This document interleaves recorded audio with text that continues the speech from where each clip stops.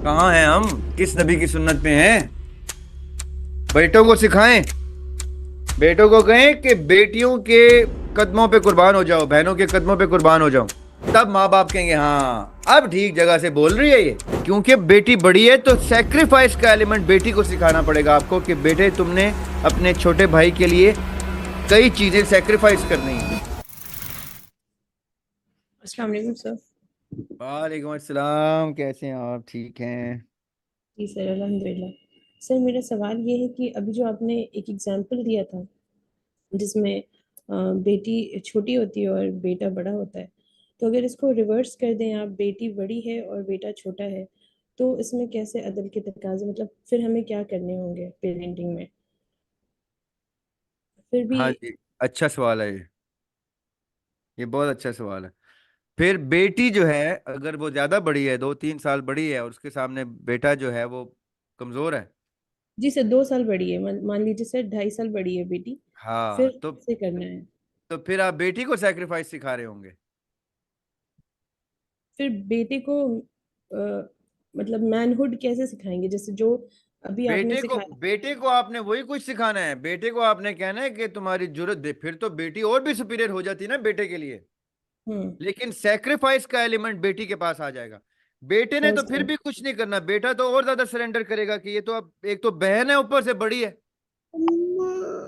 अब तो मैं फंस गया हूं सारी उम्र के लिए। क्योंकि बेटी को तो वैसे ही वो सर का ताज बनाते हैं, अब वो मेरे से बड़ी निकल आई है, वो तो सर का ताज क्या, सर के ताज के ऊपर भी कोई पर्ल है जो लगा हुआ है। तो बेटा तो बेचारा मुश्किल में ही है। लेकिन क्योंकि बेटी बड़ी है तो सेक्रीफाइस का एलिमेंट बेटी को सिखाना पड़ेगा आपको कि बेटे तुमने अपने छोटे भाई के लिए कई चीजें सेक्रीफाइस करनी है। उसके उसकी लग्जरी के ऊपर अपनी लग्जरी को कुर्बान कर देना है। उसकी चाहत के ऊपर जो वो कुछ चीज मांग रहा है उसके ऊपर अपनी चाहत सेक्रीफाइस कर देनी है। लेकिन बेटे को यही बताना है कि बेटे ये तुम्हारे से सुपीरियर बीइंग आ गई है, हर लिहाज से, उम्र के लिहाज से भी और जिन्स के लिहाज, जेंडर के लिहाज से भी। अब तुमने इसकी इसके चरणों में ही रहना है, इसके गुलाम हो तुम।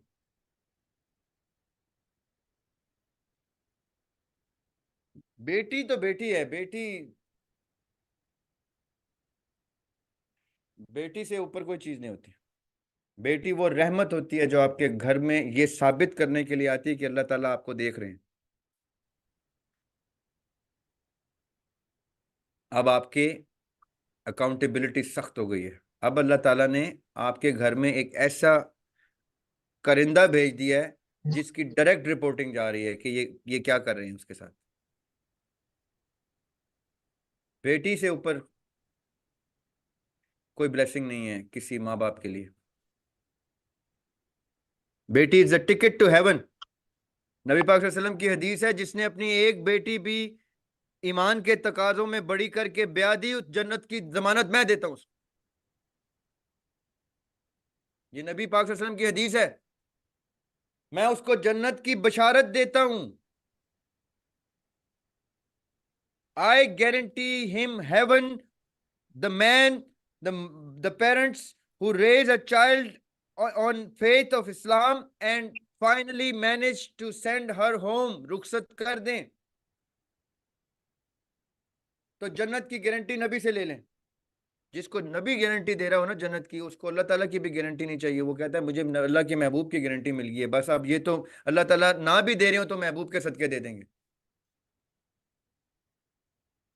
क्योंकि वो महबूब की बात नहीं टालते। उधर उनका अदल इंसाफ से ऊपर चला जाता है कि मेरे महबूब ने कह दिया, बस मोहब्बत में, अकीदत में दे दिया जो मेरे नबी ने कह दिया। ये क्रिएटर्स एथिक्स।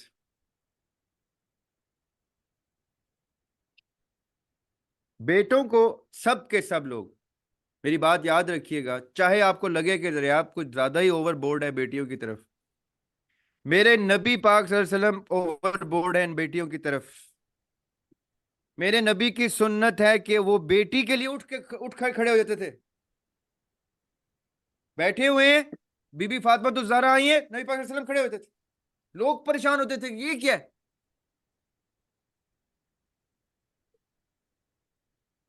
आपके कसम हस्बैंड करे ना, बेटी आए तो बाप खड़ा हो जाए।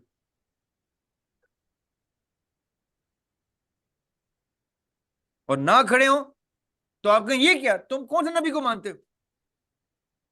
मेरा नबी तो अपनी बेटी के एंटर होते खड़े होते थे। मेरा नबी तो बिछ जाता था बेटी के आगे।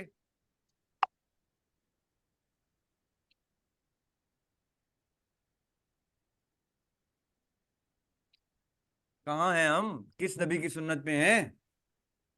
बेटों को सिखाएं, बेटों को कहें कि बेटियों के कदमों पे कुर्बान हो जाओ, बहनों के कदमों पे कुर्बान हो जाओ। ऐसी जिंदगी दो उनको घर में, ऐसी खूबसूरत जिंदगी दो उनको घर में कि वो घर ही वो ढूंढें। बात मेरी तवज्जो से सुननी है। हमारी बेटियां अब पब्लिकली इंटरेक्ट करती हैं, कॉलेजेस में जाती हैं, यूनिवर्सिटीज में जाती हैं, जॉब्स करती हैं, इज्जत एहतराम से अपनी हक हलाल की रोजी कमाती हैं। उधर उनका इंटरेक्शन होता है लोगों के साथ।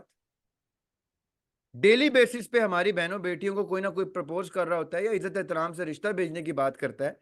तो हमारे घरों में बेटियों को इतनी शान से रखा गया हो कि वो आगे से कि ओ मेरे भाई, तू मुझसे शादी करेगा? तुझे पता है कि मेरा बाप मुझे कैसे रखता है घर में, मेरा भाई मुझे कैसे प्लेस करता है? तेरे फरिश्तों को भी नहीं पता कि मैं किस बादशाहत में रहती हूं, मैं उस सल्तनत की शहजादी हूं। आपकी बेटी के मयार इस्टेब्लिश हो जाएंगे। आपकी बेटी घर ही वो देखेगी, लोग ही वो देखेगी जो आपके घर का मयार होगा। हम लोग इतना सप्रेस कर देते हैं, इतना दबा देते हैं अपनी बेटियों को कि उनको जंगल भी अच्छा लगना शुरू हो जाता है। उनको जंगल के जानवर अपने बापों भाइयों से बेहतर नजर आना शुरू हो जाते हैं। मयार गिरा दिया ना, जैसे मयार गिराया तो कोई भी चीज उससे ऊपर हुई वो सीढ़ी नजर आएगी उसको। जब आपने घर में सल्तनत स्टैब्लिश की है और उसमें शहजादी है वो, फिर पूरे पाकिस्तान, हिंदुस्तान, बांग्लादेश में उसको मयार का घर ही नहीं मिलेगा। वो आके कहेगी अम्मी अब्बू ये आपने क्या कर दिया मेरे साथ, मुझे किसी से मोहब्बत भी नहीं हो पा रही क्योंकि वो उसका मयार ही नहीं है मेरी मोहब्बत के बाद, वो उस काबिल ही नहीं। अब आप ही ढूंढें। तब माँ बाप कहेंगे हाँ अब ठीक जगह से बोल रही है ये, अब इसकी फ्रीक्वेंसी ठीक है, अब ये हमारे हवाले कर रही है अपनी शादी का इख्तियार। अब हम ढूंढते हैं कि क्या हमारे जैसा कोई है जो अपनी सल्तनत में शहजादी बेटी को बनाए। You get it?